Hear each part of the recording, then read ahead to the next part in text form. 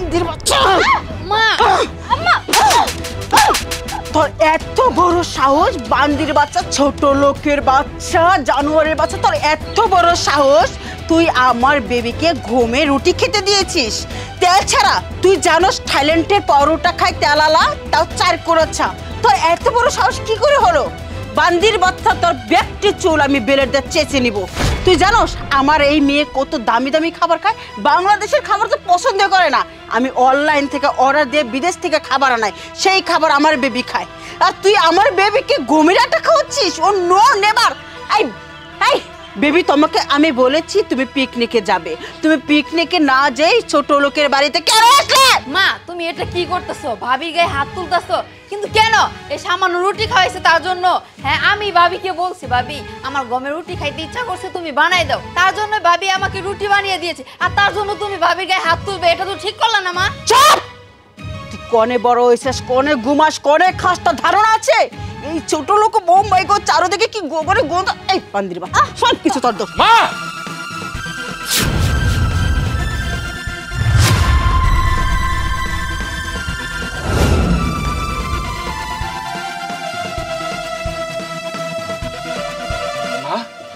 তুমি এই বাড়িতে কেন এসো?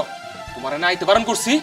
আমি এই বাড়িতে এসেছি আমার বেবি এসেছে তার জন্য, না হলে তোদের দুজনের চেহারা আমার পায়ের নিচে থাকে, পোস্টরে আসে না এই বাড়িতে আসার জন্য।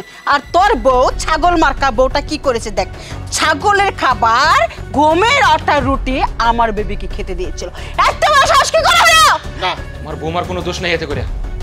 রাফিয়া খাইতে চাইছিল রুটি, তাই বিথি রুটি করে দিছে। আর তুমি কি না আইসা সারে তোমার বৌমার প্রতি এরকম অন্যায় আচরণ করতেছো? তুমি কেমন মা? আমি একটা ডাইনি মা, যে ছেলেকে কষ্ট করে জন্ম দিয়ে মানুষের মতন মানুষ করছি, ঢাকা ভার্সিটিতে লেখাপড়া করে, বাংলাদেশে লেখাপড়া শেষ করে, আমেরিকা লন্ডনে সব জায়গায় লেখাপড়া শেষ করে আমি ভালো একটা চাকরির ব্যবস্থা করেছিলাম। সেই চাকরি বাদ দিয়ে একটা বস্তির মেয়েকে বিয়ে করে আনা, ও মাই গড, সংসার করা হচ্ছে, নিজের মা বাবাকে বোনকে বলেছে। তোর মতন ছেলে যদি আমি 1000টা জন্ম দেই, যদি মায়ের সাথে বেইমানি করে, আমি 1000টা ছেলেকে আমি মাটি চাপা করে দিই। তোর মতন ছেলে তো আমি ঘৃণা করি, তোকে দেখে আমার ঘৃণা হয়। ছি ছি, কি রূপ ছেবন, ও মাই গড, এটা কি চেহারা? তোদের চেহারা মার্কা দেখতে আমার ঘৃণা করে। না করে?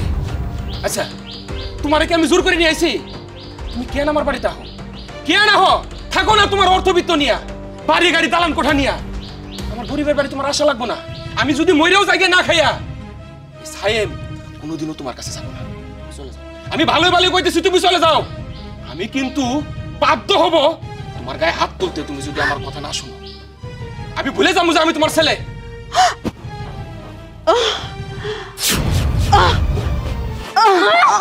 আম্মা মা আম্মা দাঁড়াও বলছি। ভাইয়া ভাবি আমার ধরো মা। কেউ ধরবে না তুমি। ডাইনে মহিলার পাপের শাস্তি তার পাইতেই হবো। ধরবা না, শুইবা না, মরে যাক। সাইব তুমি কি পাগল হয়ে গেছো? মা অসুস্থ, মাকে হসপিটালে নিতে হবে। চলো কইতেছি। আম্মা আম্মা আপনার কিছু হইব না, আপনাকে হসপিটালে নিয়ে যাবো। বৌমা, আমারে তুমি মাফ করে দিও।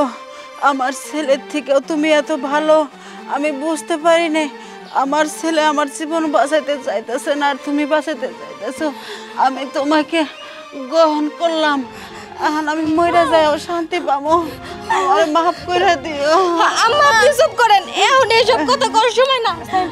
তাড়াতাড়ি মাকে হসপিটালে নিয়ে যাও। মা তো তোমারে ধরো ভাইয়া।